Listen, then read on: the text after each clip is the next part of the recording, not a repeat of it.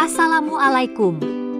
Anak-anak, pada video pembelajaran kali ini, kita akan belajar materi mengenai contoh jual beli yang sah tapi terlarang. Nah, untuk lebih jelasnya, mari kita simak bersama. Dalam kehidupan ini banyak manusia yang melupakan dan meninggalkan ajaran agama Islam. Seperti dari sisi perdagangan, masih banyak manusia yang melakukan transaksi jual beli yang dilarang oleh agama Islam.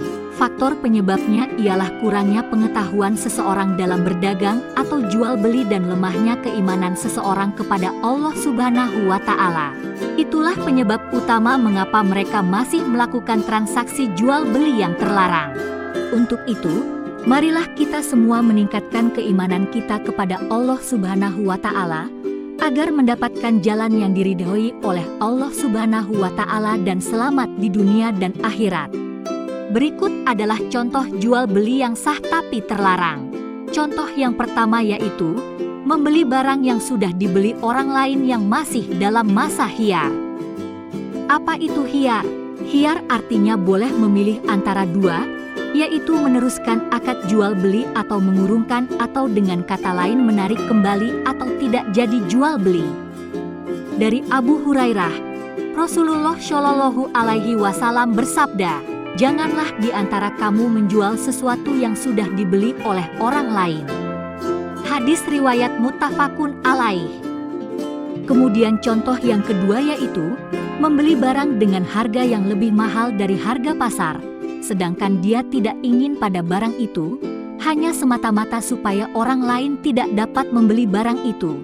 Dalam sebuah hadis disebutkan bahwa jual beli yang demikian itu dilarang.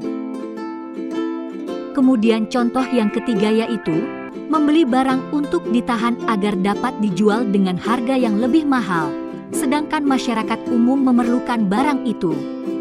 Hal ini dilarang karena dapat merusak ketentraman umum. Rasulullah Shallallahu Alaihi Wasallam bersabda, "Tidak ada orang yang menahan barang kecuali orang yang durhaka atau salah." Hadis riwayat Muslim. Kemudian contoh yang keempat yaitu menjual suatu barang yang berguna atau barang yang dibutuhkannya, tetapi kemudian dijadikan untuk maksiat oleh yang membelinya.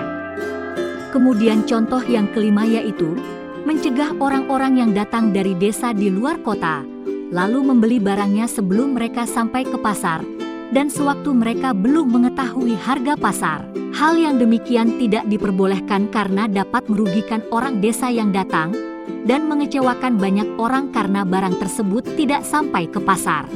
Dari Ibnu Abbas, Rasulullah Shallallahu Alaihi Wasallam bersabda, "Jangan kamu mencegah orang-orang yang akan ke pasar di jalan, sebelum mereka sampai di pasar." Hadis riwayat Muslim. Kemudian contoh yang terakhir atau yang keenam yaitu jual beli yang disertai dengan tipuan. Dalam agama Islam, jual beli yang disertai dengan tipuan sangat dilarang bagi umat Islam. Baik tipuan tersebut datangnya dari pihak pembeli maupun dari penjual, atau tipuan pada barang dagangan atau ukuran dan timbangannya. Demikianlah video pembelajaran mengenai jual beli yang sah tapi terlarang. Selamat belajar!